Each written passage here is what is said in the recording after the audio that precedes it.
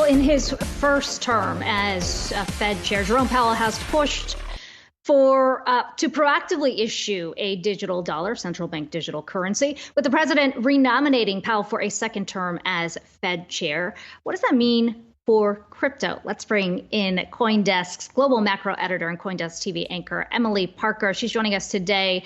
Emily, how are you looking at this right now? I mean, it's only been a day. The nomination still has to go, still has to be confirmed. But when you look at where Powell has landed on this particular issue, what can we anticipate from his second term? Well, I think the key thing to look at is how the crypto market has reacted to this announcement that Jerome Powell is going to, likely continue as chair. And there hasn't been much of a reaction. And I think the reason is because it's just not that different. This signals consistency. And, the question was, would it be Jerome Powell or would it be Lael Brainard? And I think for most crypto watchers, it wasn't clear how different those two leaders would be.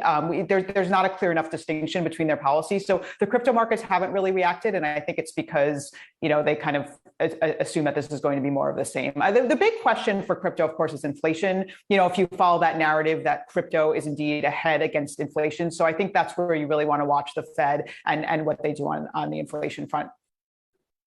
Yeah, and both of them had kind of talked about working on a central bank digital currency, and Lael Brainard had said that she, doesn't envision a future where we don't see one, wanting to push for a digital dollar. But I think, when we back up and look at what's happening around the globe, earlier yesterday we were talking about El Salvador's plans for a Bitcoin city, and now you got the IMF coming out and warning El Salvador about the issues around accepting Bitcoin as legal tender. I mean, I don't think that that's a surprise, seeing as they see them potentially being replaced by what Bitcoin could offer here for financing for a Latin American country like El Salvador. I mean, what do you make of their stance on that, and maybe how it's largely expected?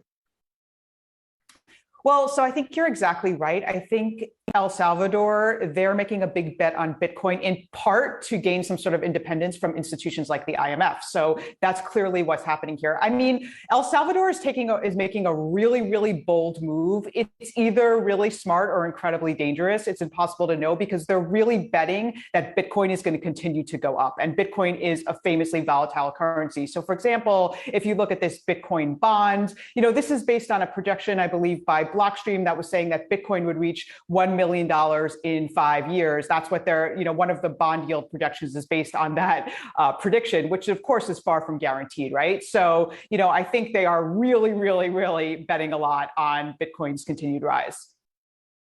CoinDesk's Emily Parker, always good to have you on. Appreciate you joining us today.